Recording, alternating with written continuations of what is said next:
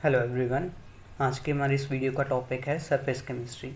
इससे पहले वाली वीडियोस में हमने बात की एड्सॉर्प्शन और कैटालिसिस के बारे में। आज हम बात करने वाले हैं एंजाइम कैटालिसिस के बारे में। तो स्टार्ट करते हैं। एंजाइम कैटालिसिस से पहले हम देखते हैं कि एंजाइम होते क्या हैं।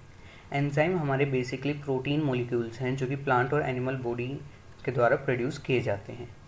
एंजाइम जो है वो बेसिकली हमारे कैटलिस्ट ही हैं, लेकिन ये सिर्फ जो हमारी बायोलॉजिकल रिएक्शंस है उन्हीं को कैटलाइज करते हैं। एग्जांपल के लिए जो केन शुगर है उसको कन्वर्ट किया जाता है ग्लूकोज और फ्रक्टोज में in presence of invertase. Glucose को कन्वर्ट किया जाता है इथाइल अल्कोहल और कार्बन डाइऑक्साइड में इन प्रेजेंस ऑफ जाइमेस। और मिल्क को कन्वर्ट किया जाता है कर्ड में in presence of lactobacilli.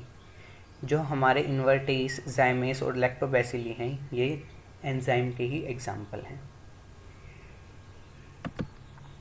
Next है हमारा कैरेक्टरिस्टिक्स ऑफ एंजाइम कैटालिसिस।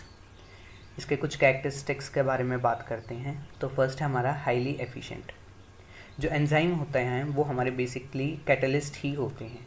और इससे पहले वाली वीडियो में हमने देखा था कि जो कैटलिस्ट है वो रिएक्शन के स्टार्टिंग से लेकर एंड तक उनके मास में कोई चेंज नहीं आता है और ना ही उनकी केमिकल कंपोजिशन में कोई चेंज आता है। इसलिए वो काफ़ी सारे रिएक्टेंट्स को प्रोडक्ट में कन्वर्ट कर सकते हैं। तो सेम रीज़न है कि जो हमारे एंजाइम हैं वो हाईली एफिशिएंट होते हैं। नेक्स्ट हमारा हाईली स्पेसिफिक नेचर।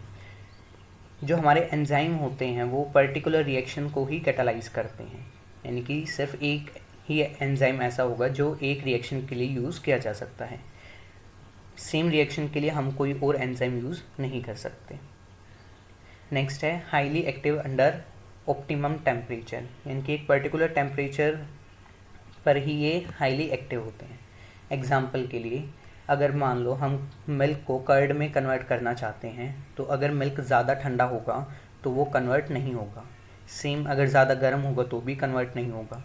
तो एक पर्टिकुलर टेम्परेचर पर ही ऐसा होगा कि मिल्क जो है वो कर्ड में कन्वर्ट हो जाएगा।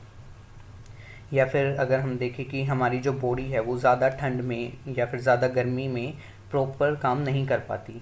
ऐसा इसलिए क्योंकि ज़्यादा ठंड और ज़्यादा गर्मी की वजह से हमारी बॉडी में जो बायोकेमिकल रिएक्शंस हो रही होती हैं वो प्रॉपरली नहीं हो पाती हैं।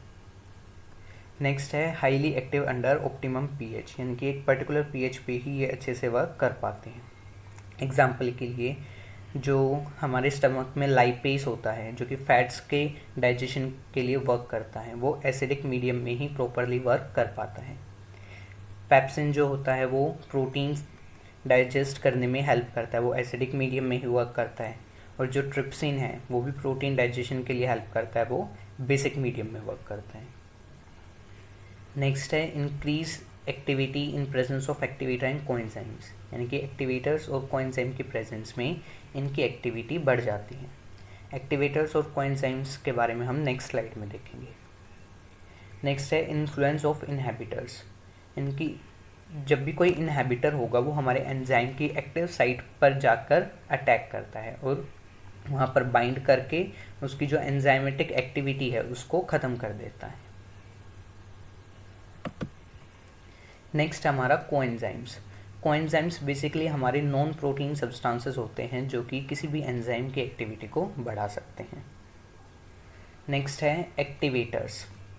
एक्टिवेटर्स जो है वो हमारे मेटल आयंस होते हैं जो कि हमारे एंजाइम के साथ बाइंड करते हैं और उसकी एक्टिविटी को बढ़ा देते हैं। एग्जाम्पल के लिए जो अमाइलोस है वो सोडियम आयन की प्रेजेंस में अपनी एक्टिविटी बढ़ा लेता है। नेक्स्ट है हमारा मैकेनिज्म ऑफ एंजाइम कैटालिसिस, यानी कि जो एंजाइम कैटालिसिस रिएक्शन है उसका मैकेनिज्म क्या है। ये बेसिकली एक 2 स्टेप रिएक्शन है। तो फर्स्ट स्टेप में जो भी हमारा एंजाइम होता है वो सबस्ट्रेट के साथ बाइंड करता है और एक एक्टिवेटेड कॉम्प्लेक्स बना लेता है। सेकंड स्टेप में यही एक्टिवेटेड कॉम्प्लेक्स डिकम्पोज होता है एंजाइम में और प्रोडक्ट में। इसको हम एक लॉक एंड की मॉडल की हेल्प से समझ सकते हैं। जो हमारे एंजाइम होते हैं उन पर कुछ एक्टिव साइट्स प्रेजेंट होती है, जैसे कि हम यहाँ देख सकते हैं ये जो हैं ये हमारे एंजाइम की एक्टिव साइट्स हैं। और और जो हमारा सबस्ट्रेट है उसकी जो शेप है वो भी कॉम्प्लीमेंट्री ही है। तो जो फर्स्ट स्टेप है उसमें एंजाइम और सबस्ट्रेट आपस में बाइंड करेंगे और बना लेंगे एक एक्टिवेटेड कॉम्प्लेक्स, और जो नेक्स्ट स्टेप है उसमें ये डिकम्पोज हो जाएगा एंजाइम में और प्रोडक्ट में। हम यहाँ देख सकते हैं कि जैसा हमारा स्टार्टिंग में एंजाइम था वैसा ही हमें मिल गया है, क्योंकि बेसिकली ये एक कैटलिस्ट है और कैटलिस्ट किसी भी रिएक्शन में अपनी केमिकल कंपोजिशन और मास में कोई चेंज नहीं लाता है। नेक्स्ट है हमारा कुछ प्रोसेस हैं और उनके लिए जो भी कैटलिस्ट यूज़ किए जाते हैं वो हैं। तो फर्स्ट हमारा Haber process. Haber process use किया जाता है अमोनिया बनाने के लिए। तो इसमें आयरन को एक कैटलिस्ट की तरह और मोलिब्डेनम को एक प्रमोटर की तरह यूज़ किया जाता है। नेक्स्ट हमारा Ostwald process for nitric acid. इस प्रोसेस में प्लेटिनाइज्ड एस्बेस्टोस को यूज़ किया जाता है एज अ कैटलिस्ट। नेक्स्ट हमारा कॉन्टैक्ट प्रोसेस। कॉन्टैक्ट प्रोसेस से सल्फ्यूरिक एसिड बनाया जाता है और इसमें वेनेडियम पेंटाऑक्साइड को यूज़ किया जाता है एज अ कैटलिस्ट। नेक्स्ट हमारा शेप सिलेक्टिव कैटालिसिस। तो ऐसी कैटालिटिक रिएक्शन जो कि डिपेंड करती हैं कैटलिस्ट के स्ट्रक्चर पर और हमारी रिएक्टेंट और प्रोडक्ट मॉलिक्यूल की शेप पर, उनको बोलते हैं शेप सिलेक्टिव कैटालिसिस। एग्जाम्पल के लिए जियोलाइट्स। जियोलाइट्स का जो स्ट्रक्चर है वो होता है हनीकॉम्ब लाइक। इसका यूज़ है ZSM5 एक जियोलाइट है जो कि यूज़ किया जाता है पेट्रोलियम इंडस्ट्रीज़ में एल्कोहल्स को गैसोलीन में कन्वर्ट करने के लिए। तो आज की वीडियो में सिर्फ इतना ही। जो नेक्स्ट वीडियो है उसमें हम बात करने वाले हैं इस चैप्टर की थर्ड थीम के बारे में। अगर आपको ये वीडियो अच्छा लगा तो please like, share and subscribe. Thank you.